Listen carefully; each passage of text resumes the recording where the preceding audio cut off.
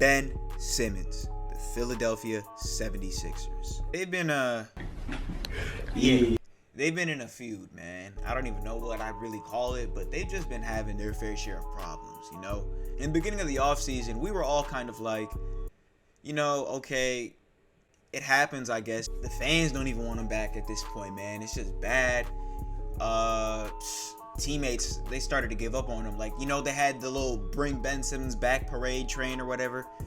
All that stuff is in the past, man. It just seems like the city of Philly is done with Ben Simmons. And I think Ben Simmons has been checked out of that city for a long time. I think, you know, everybody's just kind of like over it at this point. As of recently, the Sixers have been exploring to trade Ben Simmons, but Daryl Morey, he's just been really stingy about it, actually. He's just not letting anyone...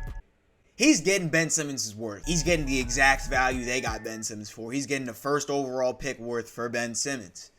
And a lot of teams, they understandably, they don't want to pay that. They feel like Ben Simmons is kind of damaged goods. They've been talking to guys like the Kings. The Kings, actually, they dropped out. They stopped pursuing Ben Simmons because they were asking for too much, they felt like. But I don't know. There's just a lot of potential teams they could swap with, like the Pacers off the top of my head, because they're reportedly looking to rebuild. So they could get, I don't even know how it would like fit. I don't know if they have anybody they would like, but you know, the two biggest suitors actually have been the Nets and the Washington Wizards. I've seen, and I've just seen speculation about Bradley Beal and James Harden, mainly James Harden. I don't know how the 76ers are going to be able to pull that off to convince the Nets. It's not more or less like the 76ers can't pull that off. It's to be able to convince the Nets to do that trade, because when they're trading for James Harden, I feel like it's a lot more than just James Harden. They're trading for it's going to take James Harden a lot more than just to be like, okay, it's a better situation in Philly for me to go there, because he's playing with KD and Kyrie. And he wouldn't have done the most in Houston and force himself up out of there just to come for a season and a half or however many games they've played together in Brooklyn. I feel like KD and Kyrie, or mostly KD, because KD's fully committed to winning a ring. He wants a ring with his buddies, man. So, and things have obviously just not panned out. He's frustrated with his role in Brooklyn, James Harden, I mean. But I feel like Kevin Durant might be able to convince James to stay. So I feel like it's more or less like a 70-30, 60-40% chance like he stays in Brooklyn. But with that being said, that is still like a very real possibility that he leaves. Now, how they would pull off the trade, the Nets, Daryl Morey thinks he can just trade Ben Simmons for James Harden as a swap. That's big cap, bro. Come on, Daryl. What are we doing? If they do the swap, it's just going to be like a Ben Simmons and Thibault for James Harden kind of trade. Not too many, ins and outs, no draft capital, stuff like that. So, yeah, if you want James Harden now, Philly, you guys are going to have to part ways with something you like, you love in Matisse Thybulle. And that's something you're going to have to come to terms with in NBA trades, man. It's common. You got to do it, but it's for the greater good. You got to understand. It's kind of like DeMar DeRozan, bro. The Raptors fans didn't want to do that. But Kawhi got him a ring. It was maybe just been 1 year, but a ring is a ring.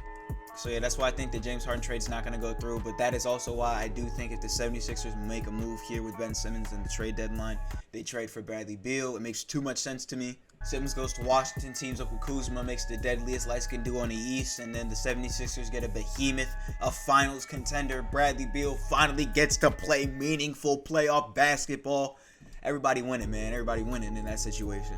The Wizards, they need a rebuild, man.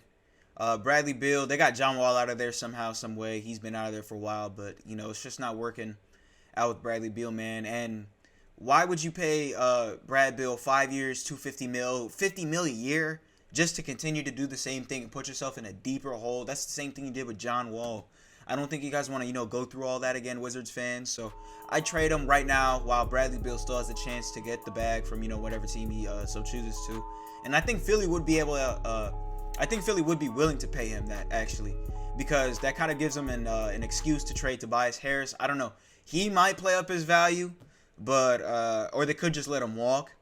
And but I think by the time Bradley Beal gets his bag, if he gets traded to Philly, Tobias will be traded for somebody else. More or less, I think Washington, the Wizards, they just don't want to lose Bradley Beal for nothing, because if you don't trade him and you don't want to pay him $50 million, he'll just walk, get the bag from some other team. You know what I mean? Salute for whatever you've done for my franchise, city, and stuff like that, bro. But it's like you didn't run from the grind. You know what I mean? What what do you really gain from that, bro? You know, you're not really killing your career, man, but is it really worth it, bro? Just for the bag?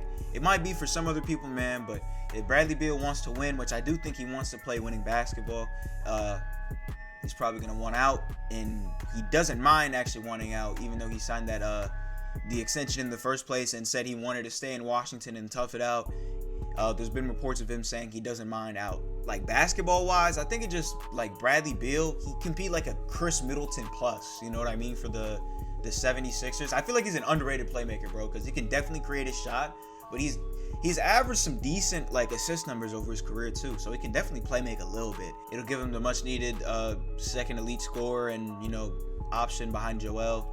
Not even behind Joel, he can sometimes take over himself. Brad Beal averaged 30 a game. People don't forget that, man. Do not forget. It's the most tightly contested season, man, in a while. I knew this season would be like this, man, but I didn't know it would be exactly like this. Like, you can always imagine something being lit, but you can never really imagine, like, the feeling until you're actually feeling it. Whatever that means, man, I don't know. But, yeah, I'm out of here. I'm just chatting nonsense. Ben Simmons, man up, get traded or something.